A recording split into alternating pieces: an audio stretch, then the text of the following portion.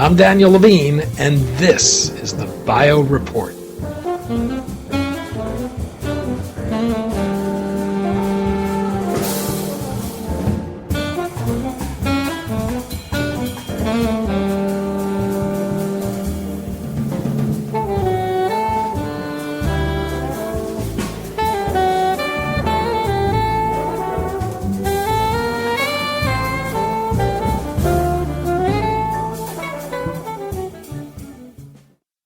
The National Science Foundation and the National Institutes of Health, concerned about seeing the science they fund commercialized, have embraced the lean startup method as a way to improve the odds of success for new companies.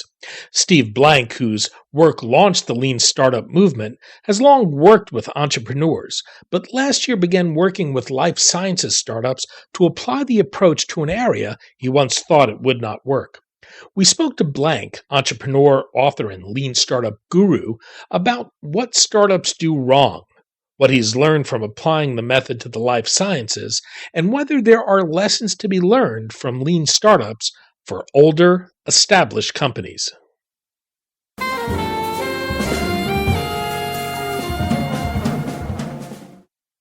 Steve, thanks for joining us. Oh, thanks for having me. We talked about a year ago and discussed your Lean Launchpad class, which you've been offering to entrepreneurs at top universities. Last year, you brought it to UCSF for drug, device, and digital health entrepreneurs. And this approach has been embraced by not only the National Science Foundation, but the National Institutes of Health to advance the commercialization of the science they fund. Let's start with the idea of the lean startup itself. What's the problem with the traditional approach to startups, and how is the lean startup approach different? Well, the interesting thing is we've been building startups like they were smaller versions of large companies. And that's a big idea. That is, investors used to assume and used to tell their entrepreneurs is, you do everything a large company does. They write a business plan, you write a business plan. They write a 5-year forecast, you write a 5-year forecast. They hire sales, marketing, biz dev on day one, you do that too. They, spec the product and then they go into execution mode, that is, build the product, and then you do that as well. All that is actually fundamentally wrong. And the short version is we now know that existing companies execute known business models, meaning existing companies know who their customers are, know what the regulatory issues are, know what the IP issues are and reimbursement issues, and in life sciences, have been through clinical trials, and therefore it's a repeatable and executable process. But startups, even though they believe they have great science or great technology, only have a series of untested hypotheses about the rest of how to commercialize that science. You really don't quite know who the customers are or what activities you need to do or what resources you require and how reimbursement works. And so this distinction between search and execution is the distinction between a startup and an existing corporation, yet we never had any tools for search. We had plenty of tools to teach you how to run an existing company. In fact, that's what business schools were started to do 100 years ago, and they've spent 100 years teaching us some great strategy and tactics and, operational tools to go do that. But there's never been any tools to teach founders how to build a startup other than cloning a large company. And so the lean startup is simply the first tool set to do that. And should I describe briefly the three components? Well, yeah, you said there are three key principles. Yes. Let's walk through those. And so the first key principle matches what I've just said. If a startup is searching for a business model, it's really about testing your hypotheses. And what we use to frame your hypotheses about your company is something called the business model canvas designed by someone named Alexander Osterwalder.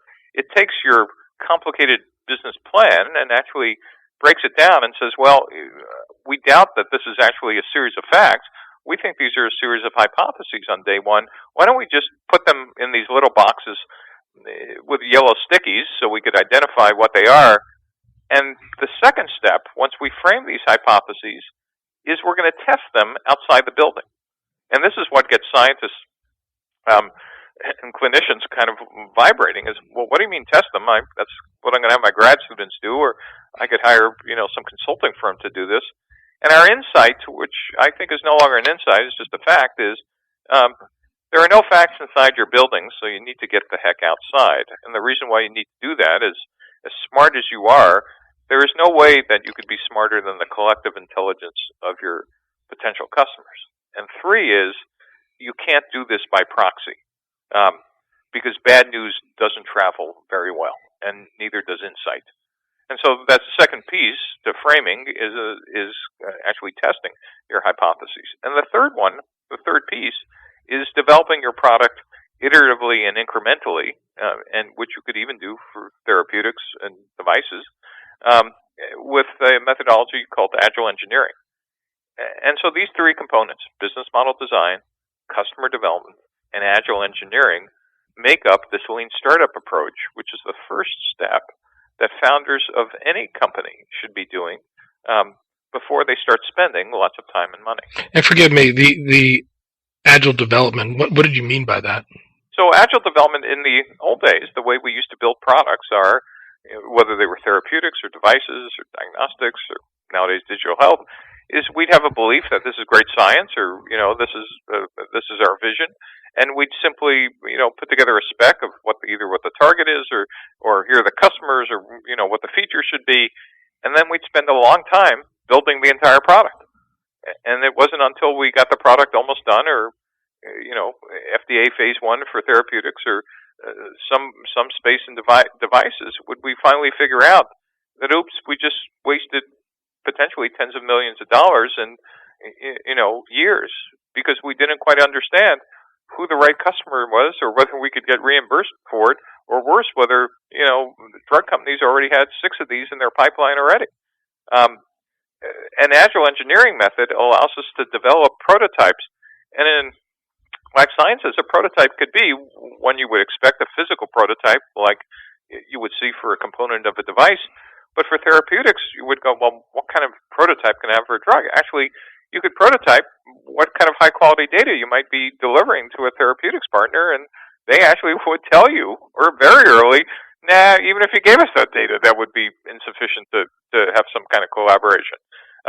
So the idea is, in fact, how can we maximize our learning about the business, not about the science, but about the business, as early as possible in the commercialization effort? That's a big idea.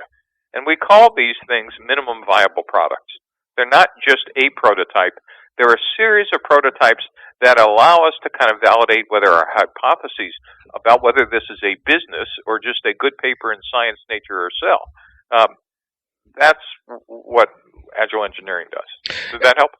And we've talked in the past about this, but there's a fundamental difference between software industry and life sciences, particularly therapeutics, because of the long development times and the high cost of development, and the ultimate question of whether a drug is safe and effective. In your books, before you began working with life sciences companies, you actually wrote that this works for everything except life sciences. You bet, man. What's changed your mind? One, I was wrong, so let's start there. And two, how I was wrong was actually quite interesting. I had sat on a life science board way back in the 90s, and my model then, and I'll admit it might not even have been true then, was that, for example, for pharma, they were completely vertically integrated, and if you had a drug and a relationship, it might come when you're in a phase 1 trial, and that's 10 years down the road, and then if you have something interesting, the only problem will be, is your office big enough to hold the bags of money you will be getting? It turns out that, as you know and your listeners know, that pharma has undergone a complete revolution in the last 5 years. Their business model's completely changed. They're actively looking for collaborations. And the big insight that we've gotten is that you can actually get a serious collaboration within 18 months with a pharma company, depending on whether you deliver some high-quality data that you've agreed that actually would meet a set of criteria. Now, I knew none of this when I was approached by UCSF, who said, Steve, we'd like you to teach your NSF class for life sciences teams. And I said, just like you did, didn't you read my book? It says it won't work for life sciences. And they rightly said, well, didn't you read our sign? We are the leading, university on life sciences, and we think it will. And so they kind of just, hoisted me by my own petard by saying, why don't you get out of the building with us and talk to venture capitalists now in therapeutic devices and diagnostics and see what they think of your own method. And I went out and with them, and we found out that venture capitalists were dying for a way to see if we could actually move validation of whether we have a viable business much earlier in the pipeline. As you know, funding for across the life sciences board, for maybe the exception of digital health, number of VCs just been dropping dramatically because the giant sucking sound you hear is all of them moving to social media. Why wait 15 years for a payout when you could get billions in 3? And so every one of them were looking for a way. Can we move the commercialization point, at least understanding a go no go decision, much earlier? And so I said, okay, if you think this is such a good idea, why don't you teach this with me? And what happened is we rounded up a series of venture capitalists who actually have decades of experience in commercialization to kind of teach the prototype of this NIH class at UCSF last year when we had 25 teams go through it. And by the way, I got through week 4 of the 10-week class, and I realized we were really onto something, and went to Washington and called on the NIH and said, you really got to sit through this to see what's going on. So tell me what you've learned by working with entrepreneurs in the life sciences about how to adapt and apply the lean startup model to this industry. So the real surprise to even the instructors was the lean startup model works. It works for domains I never expected it to. So at the 50,000-foot level, this class looks identical to the ones taught at, I teach my grad students at Stanford and Berkeley, but also looks identical to the one taught at NSF. But if you go down a level, the real learnings we had is that, number one, the business, which your listeners know, but from the outside, if you're not in this business, not clear, the word life science is meaningless when you start talking about specific business models. As you know, the business model for therapeutics is very different than devices, than diagnostics, than bioinformatics, than digital health. And so learning one is, if you didn't understand those distinctions yourself as an instructor, it's going to be hard to give specific guidance to teams. 2 is the order in which we teach the business model is actually, that is the order we want the teams to learn things, differs in life sciences than it does in a web or mobile or hardware company. And that's because the life science companies now, I'm going to say in general, have about 4 or 5 items on their checklist that are critical, that just don't exist in any other business. And they are IP, that is, do you have freedom to operate both offensively and defensively? How are you going to get reimbursed? Grandma is not paying for that new hip, on her credit card. Regulation, what is the FDA, either 510K, PMA, or phase 1 through N trials, and what does that look like?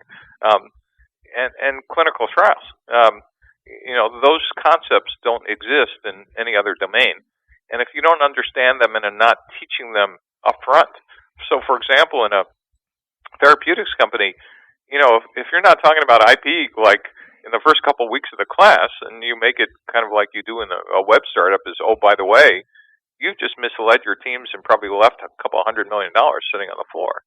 Or if you don't understand CPT codes and reimbursement, or the distinction between a 510K or a PMA, and you're not teaching your teams, how they need to understand this stuff, you're also doing them a disservice.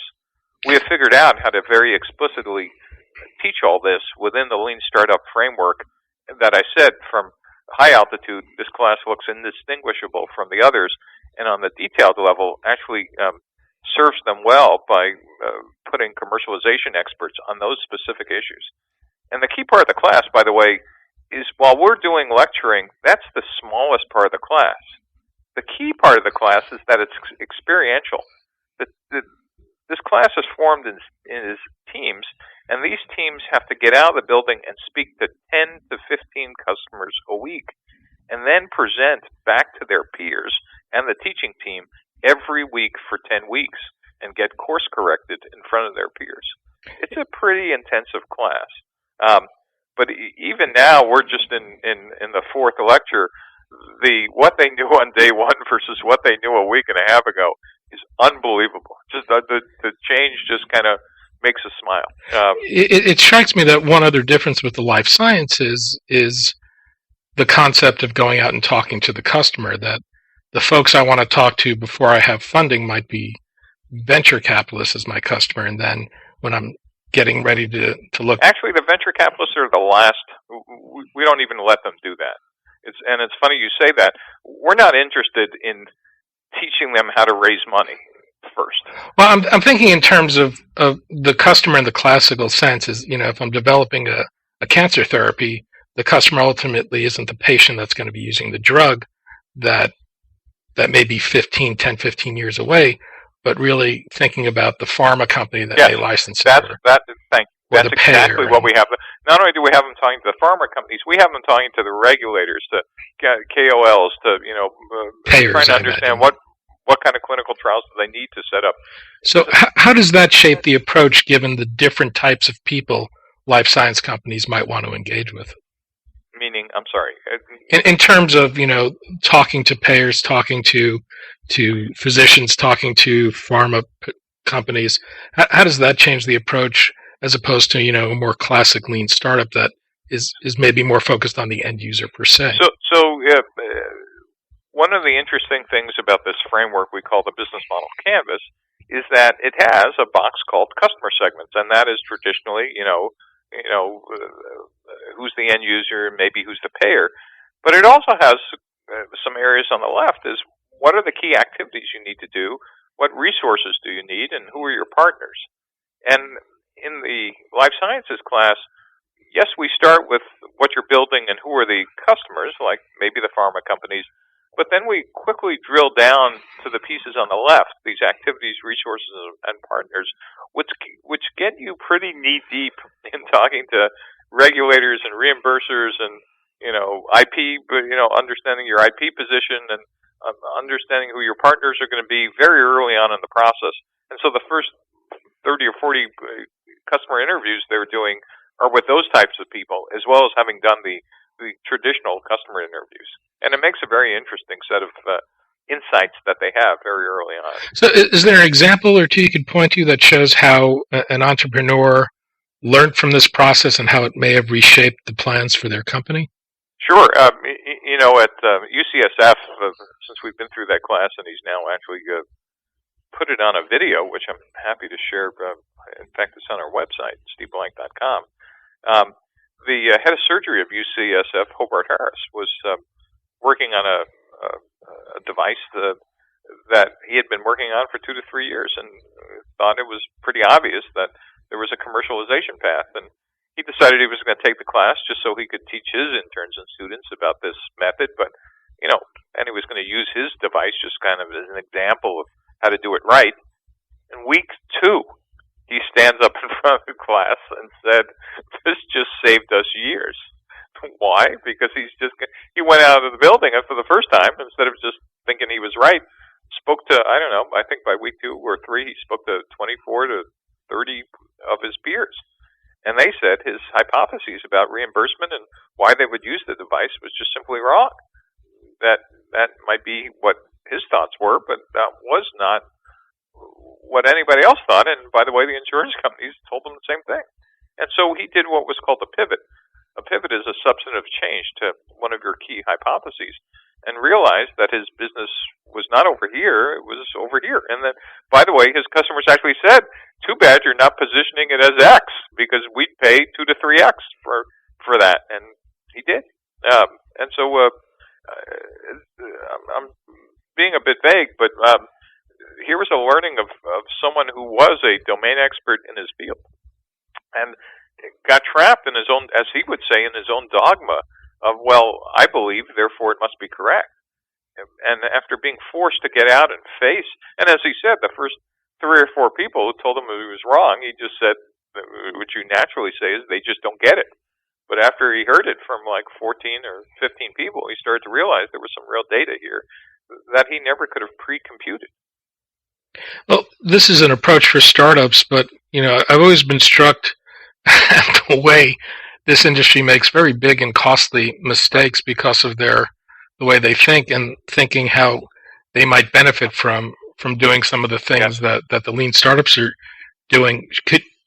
Have you seen these principles applied by established companies or? Yeah, it's funny you say that because you're quite prescient. And NSF, this is taught as an input to the startup process, but in NIH, the teams we have already gotten funded. And, the concern was, well, it would be much harder for them to change and they would know what they're doing and, blah, blah, blah. And it turns out exactly as you said. I mean, their eyes are like wide going, uh-oh, we spent all this money on a series of implicit or maybe even explicit assumptions that were just plain wrong. Oops. And so, yes, I think for established companies, this process works equally as well. It just takes a little more evidence to convince the CEO that the current path is perhaps not optimum. But once they hear it themselves, because they are part of this team, there's no denying evidence. I mean, what we're inventing here, for at least that works for in the life science areas, what I explain is, just like evidence-based medicine, we're inventing evidence-based entrepreneurship. It's no longer my opinion or your opinion. We now have enough data from outside the building to say, listen, it might be world-class science, but let me explain to you the barriers and or opportunities in building a commercially viable company. They're not always the same. Steve Blank, entrepreneur, author, and lean startup guru. Steve, thanks as always. Thank you. This was a lot of fun. Take care. It's a pleasure, Steve. Thanks so much. That was great. Probably be live a week.